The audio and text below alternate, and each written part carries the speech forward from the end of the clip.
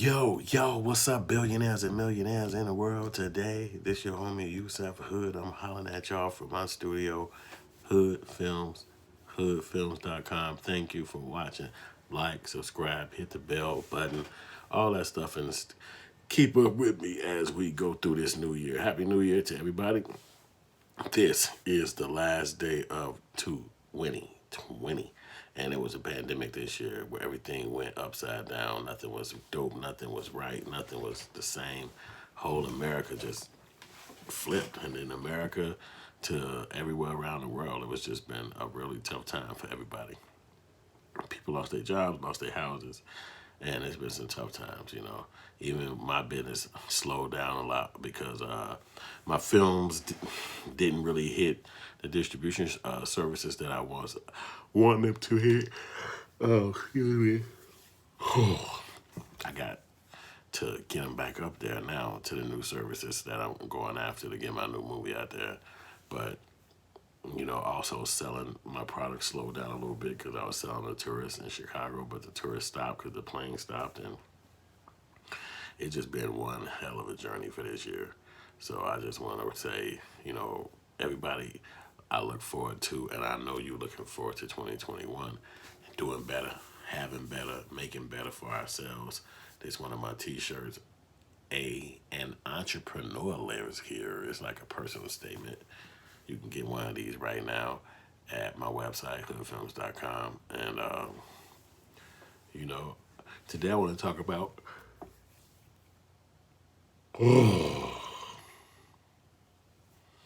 as you can see, I'm very sleepy. I wake up in the middle of the night every fucking day, and I cannot stop. So I might do some writing, I might do some watching movies or something like that. But I'm sleepy sometimes in the day, but I'll go to sleep early in the evening. When you're an old person, this is just what happens to you, trying to maneuver your schedule so you can do what you used to do. Because I used to stay in the club every fucking night, every day, all weekend, every club you think of. So that's not my world no more. So it's like, but I had to try to get early sleep because like, hey, evening come. If I ain't got no sleep, and then especially if you eat some food, there's a thing called itis that they call it, where you will be falling right back to sleep. And matter of fact, my mother made some pound cake, and I've been meaning to eat some, and I haven't had a chance to eat some. She sent me some pound cake. My mom made this pound cake, and I'm letting the whole world see some of my mother's pound cake. And this is the original pound cake made from scratch. My mother made. Look at that crust, which is always my favorite part. See that? This is pound cake made by Miss Hood. She's not up on my picture up there, but so I always start from the crust part because that's the part I like.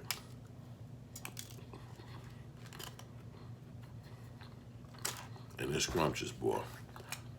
Before I took it home, she said,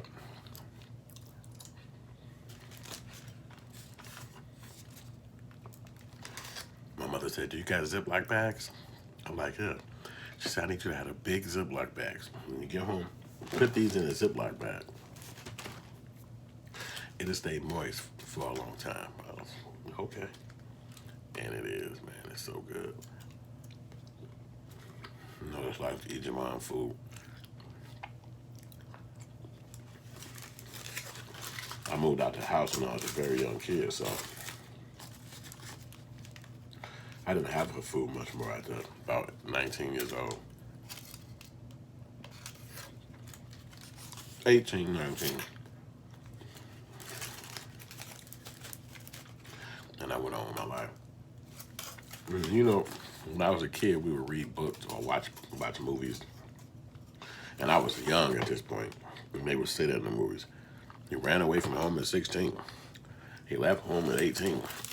You just sit back like, why would you do that? Or, man, you should have. It took me a lot of years to think back and say, but damn, I left home at 18? What the fuck? Because I had a car. I had bought myself a car, so I was like, I had left home, but I was still in the hood. I was just sleeping in my car. We had a tumultuous young years because my father was like really, really, really crazy and aggressive mental case, man. So trying to maneuver his ass and dealing with your own life with the streets, it was just not easy growing up. So being a person that created movies for a living was a way that I could express myself. So that's why I started so early. And it was so funny because I started I had the passion for filmmaking. And I knew I was going to make movies, but then I finally able to get around somebody with the cameras and shit, and they allowed me to help them shoot their movie. And by doing that, I was able to really understand this camera. But when I saw the camera, I Googled it, I looked it up, I looked up all the lens parts. It was called a Canon XL1, and this is 1998.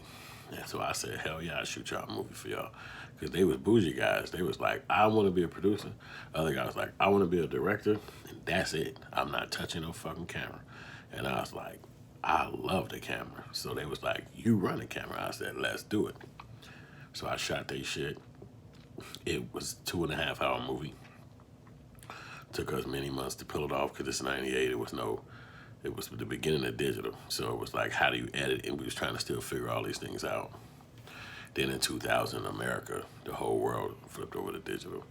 So we had got that film done. But after I met them and I got the movie done with them, I immediately went and bought my own camera.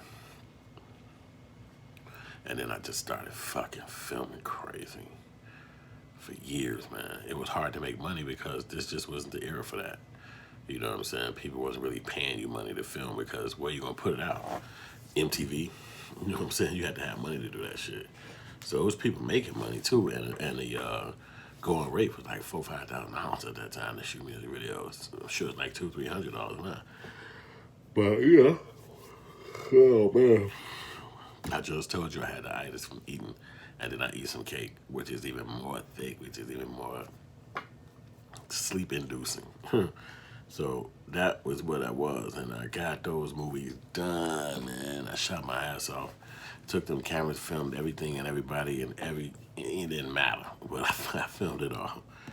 And one of my movies is turning 20 years old now. It's called Hood Life. You could check one of my older videos about how I actually made that movie, what I did to make that movie, and things that brought that movie to life. It says, so it's a 20-year reunion for me, starting tomorrow. I'm just really happy about that, to have a movie as old as one of my kids. It's like, what the hell?